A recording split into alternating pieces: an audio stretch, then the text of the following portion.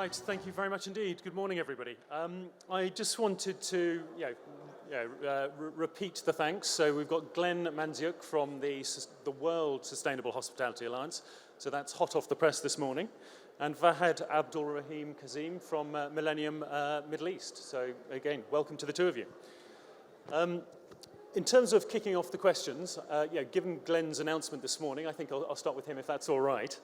I'd love it if you could, introduce the World Sustainable Hospitality Alliance and what this new, the addition of world means, and what it means in the context of Saudi Arabia and the Middle East. Well, it's such an exciting time for the Alliance because, it's been around for 30 years, started in 1992 with a sound foundation of 13 of the largest hotel companies in the world coming together, just start talking about this stuff.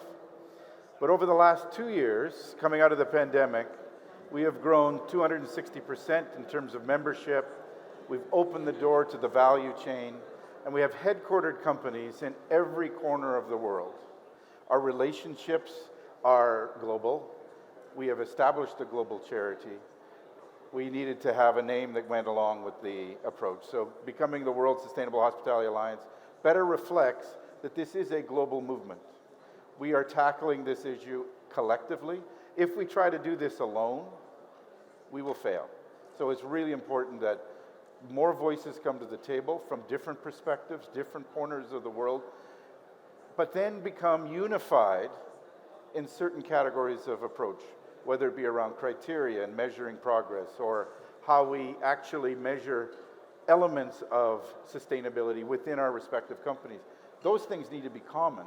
Otherwise, we'll never actually showcase our industry's progress and tell our story. Because we're really trying to change the message about what our industry is about. Not only do we want to advance the industry in sustainability, but actually we want to also change the message about our industry's commitment to sustainability. Because there's a lot of folks outside, particularly those that are considering investing in the industry, that actually don't think we're taking it seriously. And I know we'll talk a lot more about that. But that's really important. We want to open the doors to more investment to this industry. And we have to change the narrative. And I think that echoes some of the sentiments on the previous panel from Marlowe's, talking about, I suppose, coming together, ecosystems and partnerships. Fahad, turning to you, if I may. Again, I know that Millennium owns 50 plus hotels, owns and operates 50 plus hotels across the region. In the UAE and Saudi Arabia in particular. I'd love to hear a bit more about your business and again what the difference between the challenges of both ownership and operation and what that means in a sustainable context. Thank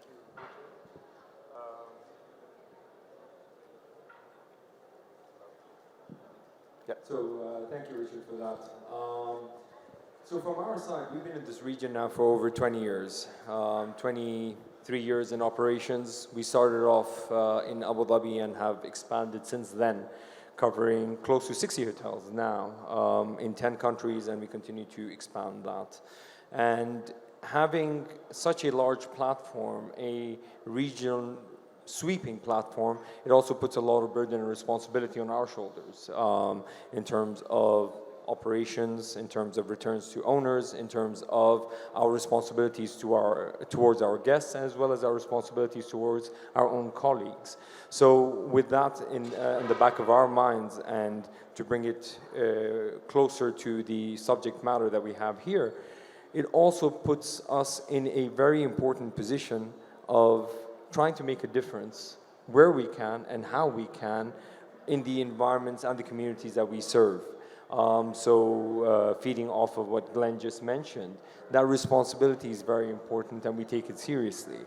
How we put into action things that maybe in small incremental steps can make a large difference. So at the end of last year, tying into COP28, we launched our Millennium Green Path Playbook, which highlights at a very, very high level the things that we're looking at doing around the sustainability agenda and the things that we're looking around being a good citizen in the markets that we operate. Wonderful. And in terms of, I suppose I touched on this earlier, in terms of the fact that you own certain assets, but there are also assets that you don't own, you operate, and there are separate owners. How does that make a difference in terms of what you can do from a sustainable point of view and, I suppose to some degree, the level of investment? Very interestingly, the way we approach it is with the same mindset at the end of the day, right? The only difference would be that we're in a certain scenario at the ownership side, we're completely in the driver's seat, where we have access to the investments, knowledge about what is required, when is required, and the ROI against that, while on the other side, on the operator end, we have very strong, open discussions with owners. And interestingly enough, I think knowledge around what we do has changed quite a bit over the last few years. They may have been more difficult conversations in the past, but it's become more acceptable and needed right now. So the only difference I would say is probably the time to execute is a little faster when we're owning and operating, while at the other side it's a little less. But with that being said, I don't see that as a burden anymore. On the contrary, I see that as a boon where we are able to really engage with the right stakeholders, be it on the investor side, the owner side, as well as from the guest side. The expectations have been set quite high, so one leads to the other in a way. So in other words, because of your messaging, because of your strategy, you attract owners that will consider and buy into that proposition. That's good to know. Glenn, turning back to you, in terms of the World Sustainable Hospitality Alliance has its pathway to net positive hospitality, and that sets out a roadmap for companies setting out on this journey. What are some of those steps, and how do businesses take those first steps? So we have established, and I think you've just alluded to it, net positive thinking, and the net positive approach is just going beyond the notion of sustainability and even net zero for that matter. We want to be seen as a contributor to society, an industry that can be seen, quite frankly, as the stewards of the destination that we have the privilege to operate within. And for that purpose, we need to send a strong market signal that we are going to do that to, quite frankly, the regulator, to the investor community, to the consumers that are looking at choosing different properties to stay at, and they want to be seeing that, what's the contribution being made here. But also to the employees, because they want to work for companies with purpose. And if they don't have that, they're going to go across the street and work for somebody else. So what we've done is created a comprehensive 4-stage pathway for companies to approach this idea. And it doesn't matter where you are on the journey, you can access the pathway at any point. But beyond that, we've built a business simulator that enables the operator to gamify the pathway. Otherwise, it becomes too academic. So you'll be able to go through the pathway and do the simulator and understand how your decisions are affecting your CO2 emissions, your social agenda, and of course your bottom line. So that you can really then apply the technology and the ideas into your real-time approach. And I think on top of that, we've built out an academy of training for front of house, back of house, all the way to boards of directors of certified training to actually make, again, come alive. Otherwise, we're never going to see the traction we need on this notion of net positive and everything else. But we have the guidance material support. You go to our website, we can start that conversation. And of course, our team is there to help every part of the way. Yeah, and the important message from that, I think, is that everybody needs to be bought into this. It's not a strategy you set from the top and just expect it to happen. You need to get everybody's buy-in, the support of staff, and then the messaging to customers as well. And sort of, Fahad, again, sort of talk. You mentioned Green Path, you mentioned COP28. Was that the starting point for Millennium's journey, or and so what drove you to consider the first investment into becoming a greener brand? COP28 was probably just a platform for us to actually announce it. The journey started relatively earlier than that. And just feeding into what Glenn said earlier, it's where you really believe in what you're doing. The agenda that you have on board is not just a box ticking exercise, but it's something that you truly believe in executing. And that's how we started the journey, looking at going through our operational SOPs, understanding what are the touch points that are making a difference, a negative difference to the environment, and how do we change that?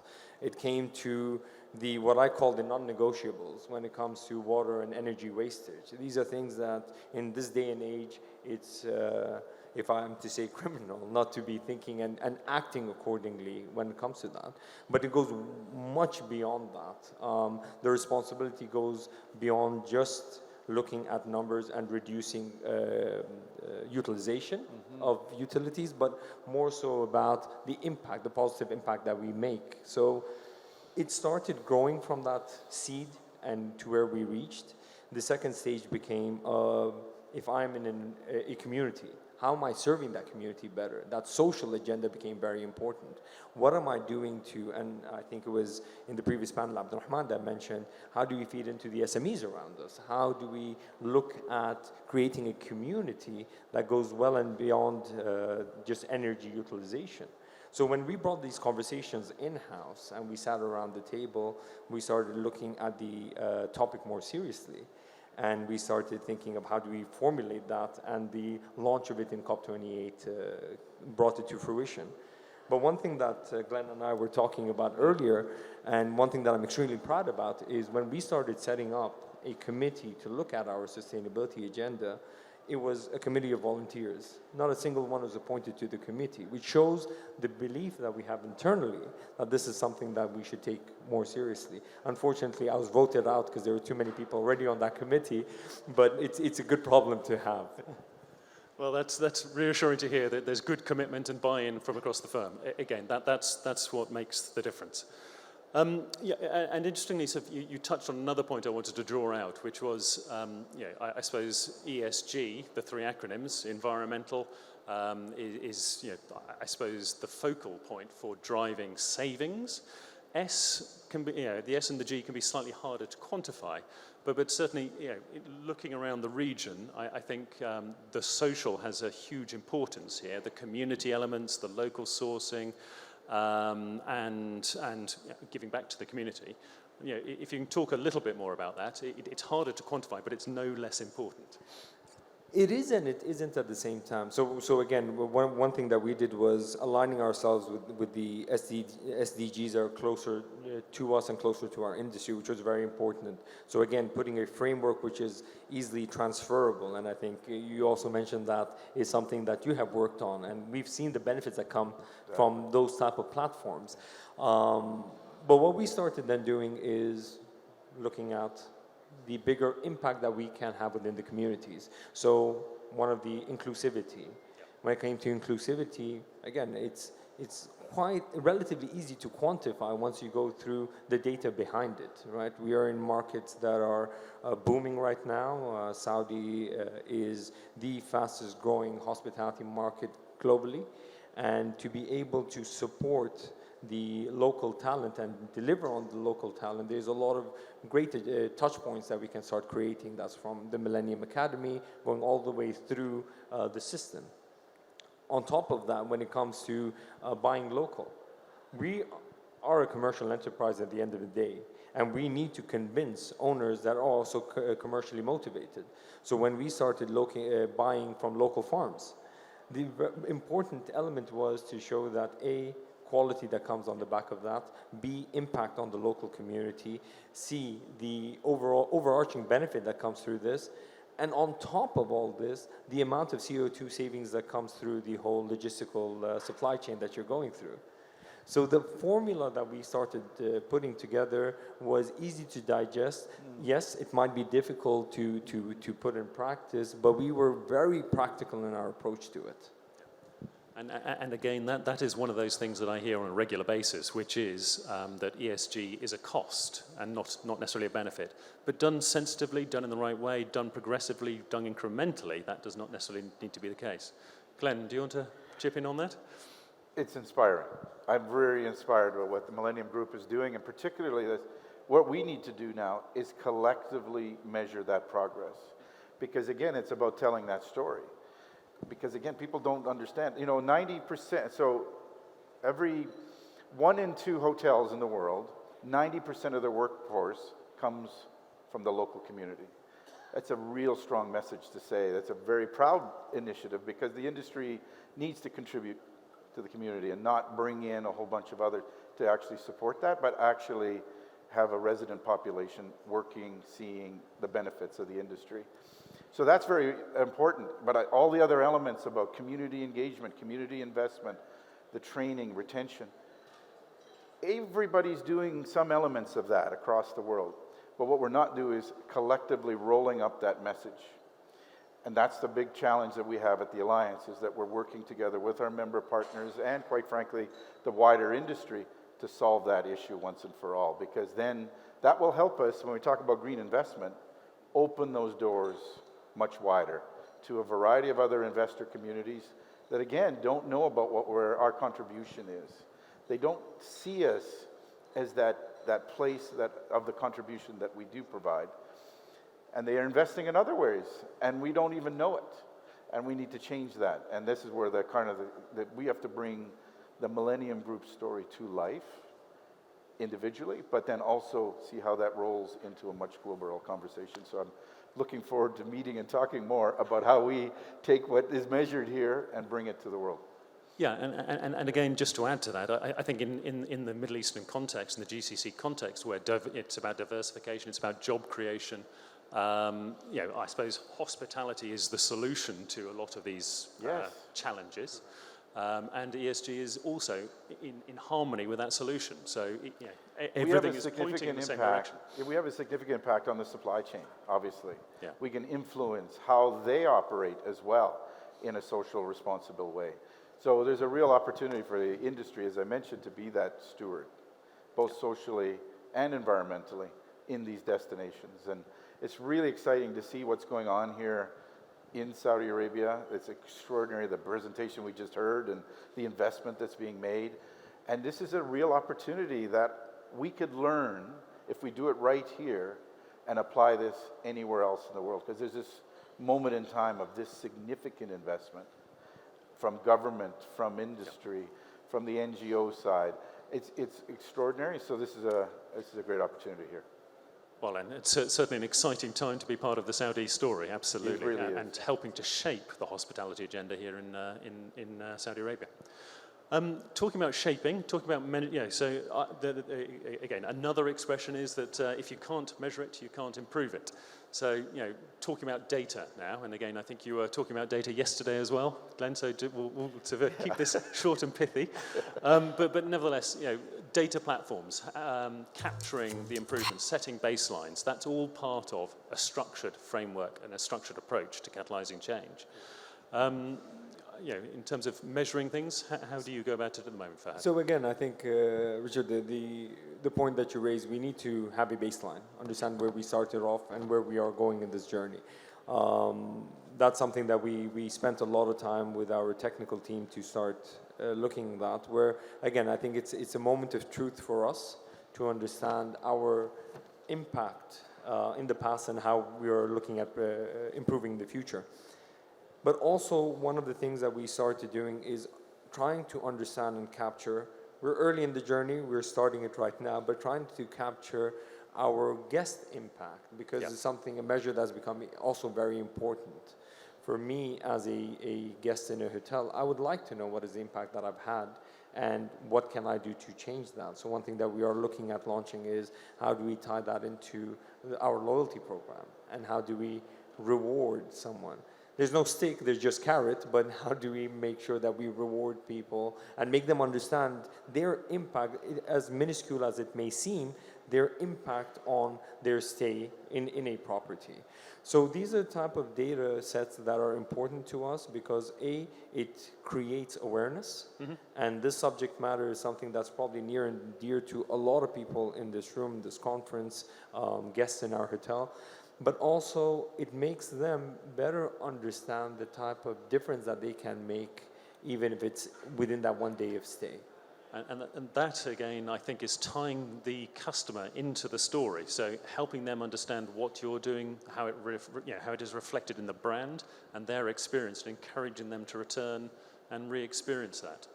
And that helps keep the CFO happy, because it keeps the CFO very happy, and keeps. But the other thing is on that journey is it also leaves the guest exiting or leaving the hotel, sensing a sense of fulfillment as well.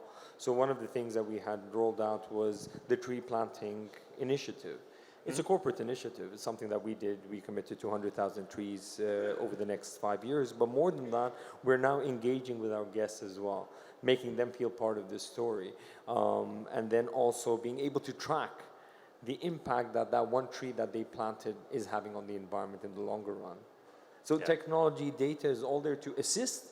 But that storytelling is something that we need to put together and package in a way that becomes digestible by the guest. Yeah.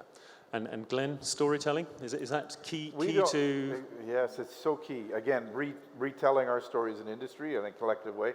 But you know, the power of the hotel can be also an educator, that people go back to their community when they leave that experience, and there might be attributes or ideas that you take from that hotel and say, I need to apply this in the way I do. And everybody takes little ideas back to their home, and they sit around the dinner room table talking about their experience in a particular place. The key is we don't want it to have a negative stigma to travel. And I know there's a lot of demand, and there's probably opportunity for more demand, but there's a stigma that's now starting to place on travel. The consumer is worried that they are contributing to climate action and climate change. And so how do we help educate that so it's not, we as an industry are taking this as a collective and a responsible way, but we have to actually do that. And so we know we have a long way to go. Everybody's taking incremental steps, which is important. And we still need to continue to do those steps. But once we do, the stigma of travel also diminishes in a bigger way, and that's what it's all about. Yes, and so, some of the initiatives again here in Saudi Arabia, where you've got more regional investment going in, and you're then starting to talk about stewardship and the concept of the community shaping the proposition, shaping the destination, and hotels reflecting that. I think that helps explain and is the power of some of that story. Yeah. On that point, and again, when you're at the stage of growth, at the stage of investment, it's the best time to start getting on board on this journey. Retrofitting has a lot of issues. You're not able to deliver at the entirety of what is possible. And that, I think, is the biggest advantage that we have right now. With a lot of the investments I've seen come through in Saudi, is being set at the right levels, and the messaging that's coming from the government and the initiatives, the incentives are coming from the government to set up correctly and look at sustainability as part of the development is just wonderful to see, and makes our life easier in the industry and as stewards of these properties. Well, I say building for the long term, so LEED Gold, LEED Platinum, but consistent standards, absolutely essential. And to what degree does the international community and what's happening in Europe, potentially, and elsewhere in the world impact what happens here in the Middle East? So the story is about attracting international tourists, as well as local, regional, domestic tourists. So to some degree, therefore, you have to meet international expectations. Does that imply importing overseas regulation and overseas expectations into the journey? Dialogue is the most important thing to have happen over here. I think bridging the gap between what's happening in the region as well as what's happening in Europe, North America, wherever else in the world, it's all about being able to share our stories, our successes and failures together, learning from what works and learning from what has not worked as well. Again, when you have Glenn doing a wonderful job in bringing that community together and bringing a lot of learnings and data together, it's something that we need to feed off of as well. In certain ways, I think the region is leading the way, because of the amount of investment that's going in this sector and in this initiative. But with that being said, there's a lot of learnings that have come across as well from successful platforms that have been launched in Europe, successful platforms that we are now looking at incorporating within our developments from North America. So there's a lot of learnings, but it's a dialogue that needs to happen, you know? It's not a day or two conversation, this is a journey. And it'll take us a while to get to the end result, and probably the end result will keep on changing, but we need to start somewhere. And that is the message we've been pushing through internally as well. Every incremental step that you take is a step in the right direction. Wonderful. I'd meant to bring in a bit of a conversation on accessibility, but I see that I'm out of time. So, Glenn, Fahad, thank you very much indeed. It's been a pleasure talking to you. Thank you. Pleasure. Great. Thank you so much, Richard.